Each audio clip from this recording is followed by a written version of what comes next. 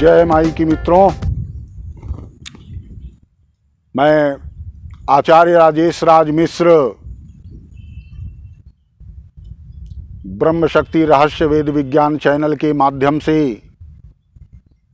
आप सब साधकों एवं जिज्ञासुओं के लिए एक नया और परम आवश्यक रहस्य लेकर आए हैं। समुद्र मंथन देवताओं एवं राक्षसों के बीच में किया गया था, जब देवता यानी सकारात्मक शक्तियां कमजोर होने लगी थीं और आसुरी शक्तियां प्रबल होती जा रही थीं। मनुष्य के जीवन में भी ठीक ऐसा ही होता है। जब हमारी आसुरी शक्तियां यानी निगेटिव विचारधारा बढ़ने लगती है, वृद्धि होने लगती है, तब हमें देवताओं को शक्तिशाली बनाने के लिए कल्याणकारी भावनाओं और परोपकारी शक्तियों को एक्टिव करने के लिए हमें अपने शरीर में समुद्र मंथन करना होता है। मित्रों, शरीर में समुद्र मंथन भी ठीक उसी प्रकार होता है जैसे समुद्र में हुआ था। यहां पर देवताओं के रूप में हमारे सकारात्मक विचार और असुरों के रूप में हमारे नकारात्मक विचार होते हैं। किसी समय में देवताओं और असुरों ने मिलकर मंदराचल पर्वत के द्वारा समुद्र में मंथन करके 14 दिव्य रत्नों को प्राप्त किया था। जैसा कि प्रमाणों से विदित है कि जो ब्रह्मांड में है वह सब हमारे पिंड में भी है, तो फिर समुद्र मंथन क्यों नहीं? कभी आपने सोचा कि हमारे शरीर में भी समुद्र मंथन हो सकता है? क्यों? क्योंकि हमारे शरीर में भी समुद्र है, मंदराचल पर्वत भी है, कच्छप नीचे आधार भी प्रदान कर रहा है, और हमारी नकारात्मक एवं सकारात्मक शक्तियों द्वारा इसमें लगातार समुद्र मंथन की प्रक्रिया का प्रहर्षण हुआ करता है। साधकों, अपने शरीर में समुद्र मंथन करने के लिए हमें अपने विचारों के साथ लड़ना पड़ता है, अपने विचारों पर नियंत्रण स्थापित करना पड़ता है। हम अपनी इंद्रियों को क्षरण होने वाले जो भी उनके व्यसन हैं, उनसे उनको विपरीत दिशा में ले जाना होता है। समुद्र मंथन में एक तरफ देवता थे और दूसरी तरफ राक्षस। देवता का अर्थ है कल्याणकारी, परोपकारी। ऐसे लोग जो स्वयं के लिए नहीं, सृष्टि के लिए, समाज के लिए, राष्ट्र के लिए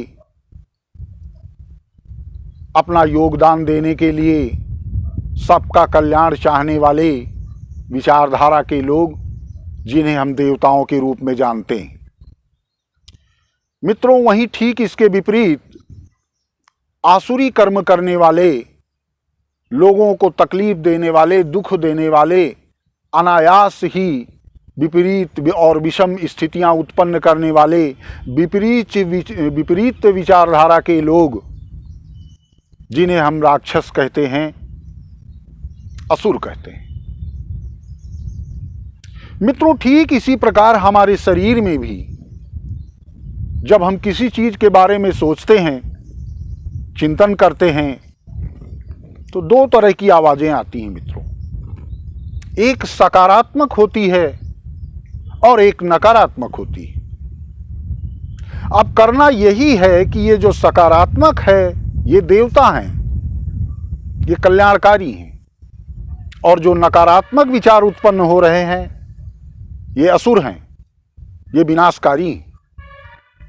अब हमें समुद्र मंथन प्रारंभ करने के लिए इसमें से एक को रोकना है, नियंत्रित करना है कि वह अधिक शक्तिशाली न होने पाए, और एक को हमें शक्तिशाली बनाना है। तो ये ऐसे संभव होता है कि जैसे मान लिया हम कोई कार्य करने जा रहे हैं और हमारा अंदर से एक आवाज़ आ रही, नहीं ये कार्य बढ़िया है, हो जाएगा।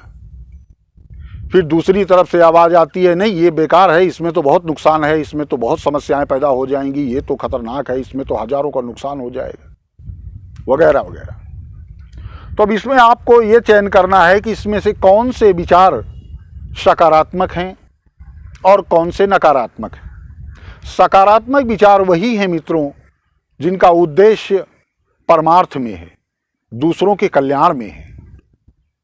वो देवता हैं, उन्हें हमें गति प्रदान करनी है और उनका कहना मानना है और वो कार्य करना है।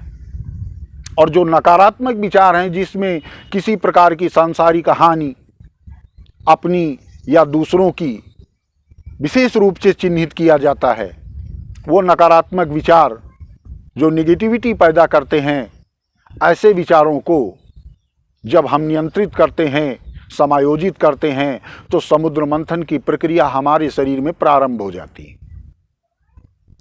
हमारे शरीर में मूत्राशय रूपी समुद्र जो खारे पानी से हमेशा भरा हुआ है, उसी के ठीक नीचे मूलाधार चक्र होता है, जहाँ कच्छप के रूप में श्री हरिनारायण सुमेरु पर्वत को, मंदराचल को आधार प्रदान कर रहे हैं।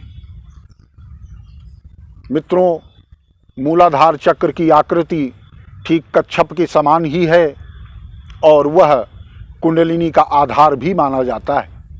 ठीक उसी के ऊपर सुमेर रज्जु जो हमारी रीढ़ की हड्डी होती है, यही सुमेरु पर्वत मंदराचल रूपी मथानी है, जिसके ऊपर सुषुम्ना नामक नाड़ी 3.5 फेरा लगाए हुए वासुकी नाग की भूमिका में है, रस्सी का कार्य कर रही है और कुंडलिनी के मुख को अपने फन से ढक रखा है, जिसे हम कुंडलिनी शक्ति के रूप में जानते हैं। मित्रों, जब यह निगेटिव विचार और पॉजिटिव विचार के बीच का घर्षण प्रारंभ होता है, तो हमारी कुंडलिनी में हलचल उत्पन्न होने लगती है। लेकिन विचारों का मतलब है कि जितने भी विषय विकार हमारे हैं, उन सबको नियंत्रित करना। सभी तत्वों के अपने अपने एक एक विषय विकार हैं। जैसे काम,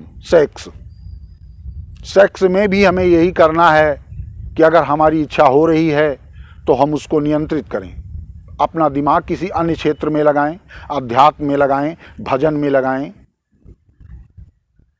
तो हमारा मन वहाँ से हटेगा। अब आज युवा करते क्या है कि उनका 24 घंटे मन सिर्फ उसी विषय पर, कामुक दृश्य और वार्तालाप पर ही समायोजित रहता है, जिसके फलस्वरूप उनके शरीर में हार्मोन्स डेवलप हो करके लगातार शुक्र निर्माण प्रारंभ किए रहते हैं और वह बना हुआ शुक्र शुक्राशय में जब कलेक्ट हो जाता है और शुक्राशय भर जाता है, तो वो शीघ्र पतन या स्वप्न दोष के शिकार हो जाते हैं और फिर इधर उधर भागकर उसका ट्रीटमेंट, उसकी चिकित्सा ढूंढते रह जाते हैं। मित्रों, समुद्र मंथन का अर्थ ही है कि अगर आपको सेक्स करना है तो आप सेक्स करें, परंतु मन को नियंत्रित करके वासना रहित सेक्स करें, जिसमें वीर क्षरण कतई नहीं होना चाहिए। सिर्फ क्षणिक आनंद के लिए ही सेक्स ना करें, क्योंकि क्षणिक आनंद के लिए आपने ऐसा मूल्यवान तत्व अपने शरीर का नष्ट किया, जिसके बारे में हम किसी आगे की वीडियो में आपको बताएंगे कि हमारे शरीर का मनुष्य योनि की आयु सिर्फ वीर्य पर ही नियंत्रित है, निर्धारित है। वीर्य और रज की मात्रा ही उम्र और स्वास्थ्य का निर्धारण करने में सक्षम है। जिस मनुष्य के शरीर में वीर्य या रज की मात्रा समाप्त हो जाएगी, उसका जीवन भी समाप्त हो जाएगा।